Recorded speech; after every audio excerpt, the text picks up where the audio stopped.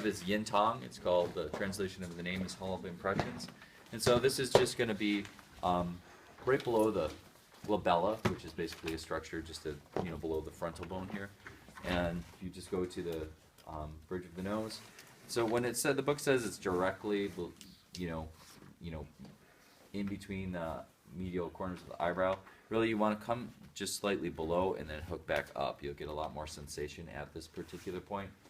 And you can use this point for like frontal headache. It can help with sinus congestion. This point is also going to be listed for, here on your sheet, you have calms the spirit, insomnia, frontal headache, restlessness, and nasal congestion.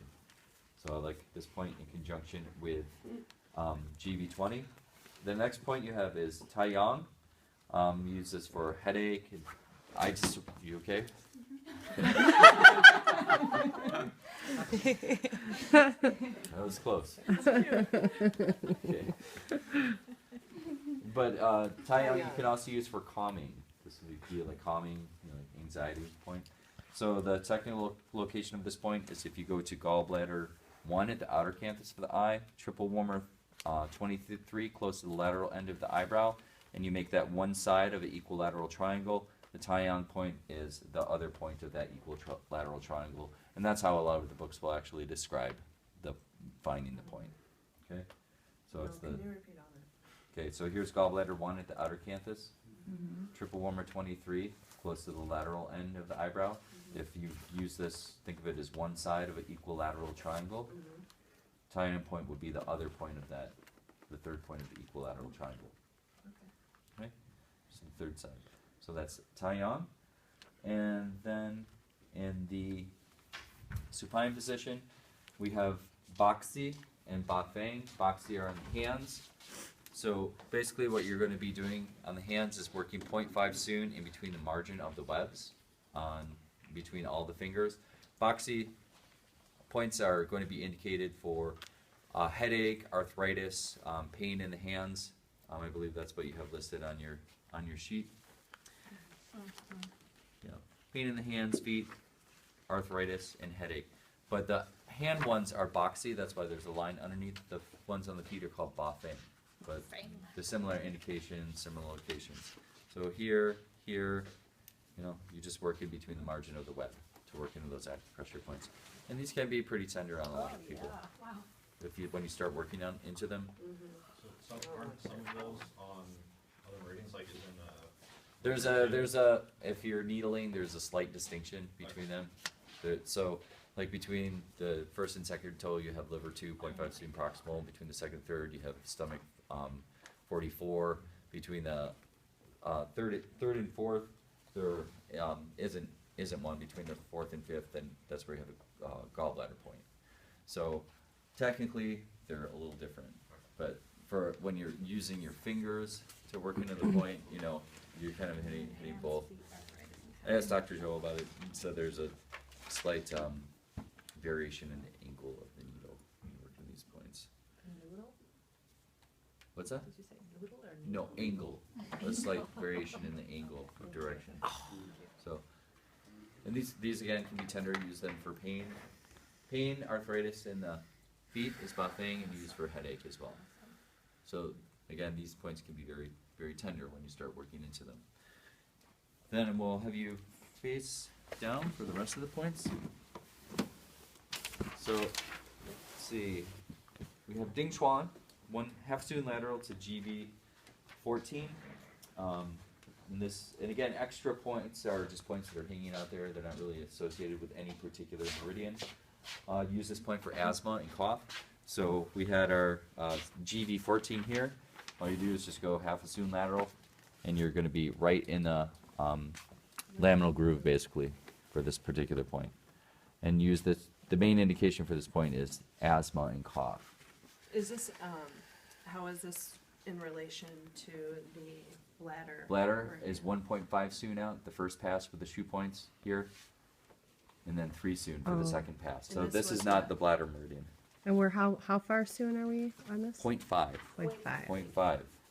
So shoe points, bladder meridian are 1.5 soon lateral, the high point of the rector, and the second pass is 3 soon out. So this is a completely different measurement.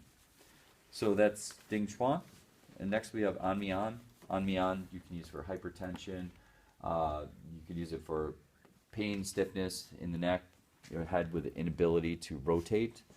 And then this point is also indicated for insomnia. This is one of the bigger points, like Heart 7 here, that we use to treat insomnia. And really, for this particular point, the easiest way to find it is just go to the posterior mastoid process, and then you're just going to be slightly posterior and inferior. And most people will have a knot or a hard spot at this point.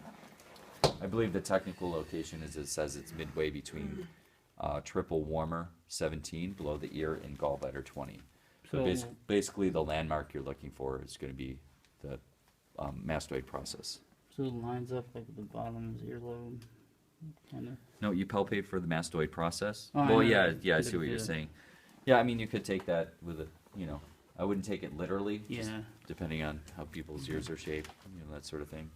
But, that could be a good line looking in. But really what you want to do is palpate for the mastoid process. And then you're slightly posterior and inferior to that. And you go at an angle? I go in and then hook upward to this point. So that's Anmian. And then we also have listed here, I missed a couple on the hand. Well, I'll flip back over in a second. So next is the Huatu Jiaji meridian. It's, basically like another extra meridian. The Huatu Jiaji is a series of points at the lower border of the spinous process, 0.5 soon lateral to the lower border of all of the spinous process, starting at T1. So the Ding Chuan point, that's actually an extra point. The Huatu Jiaji starts at T1 and moves downward. So really, what I use this point for, if someone says they're having, pain in the mid-thoracic, they're having pain in the low back, closer to the spine, I'll work into the acupressure points, Huatu Jiaji, within that particular line. If they said they're having upper back pain, I'll work maybe like T2 down to T6 or so. If they're having mid-thoracic pain, I'll go from like T6 to maybe T11. And if they're having low back pain, I'll work from T12 down to L5 for these particular points.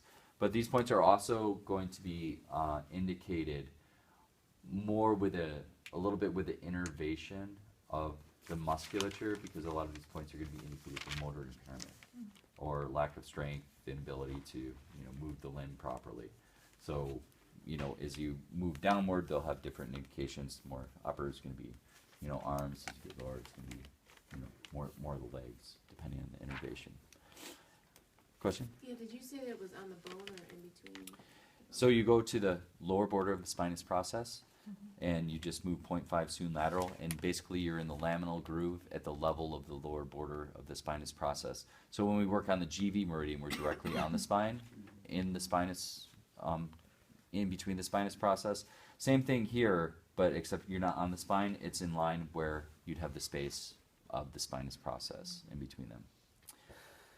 So another way to work this point is with pressing technique, okay? So this is pressing, but when I let you do this in class, when we find these, I'll give you a couple of minutes just to work along the line.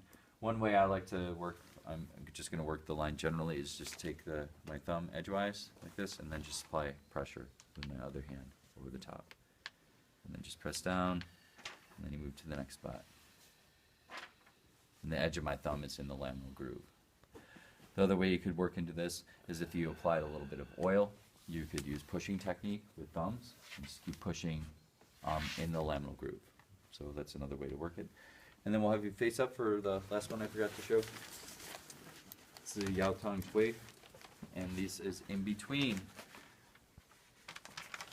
It's just going to be distal to the junction between the second and third and fourth and fifth metacarpals of the hand, here and here. And use that point for low back pain. That's what the indication for this point is. I believe that's what it says in your sheet. That's the main indication. Like lumbar sprain, lumbar pain, yeah. So it's another point you can use distally. So other points we have you can use distally would be like SI3 because it's the confluent with the GV meridian. You could use GV26 distally for low back pain as well. Okay, so those are the points we'll find. So if you make your group, we'll start face up.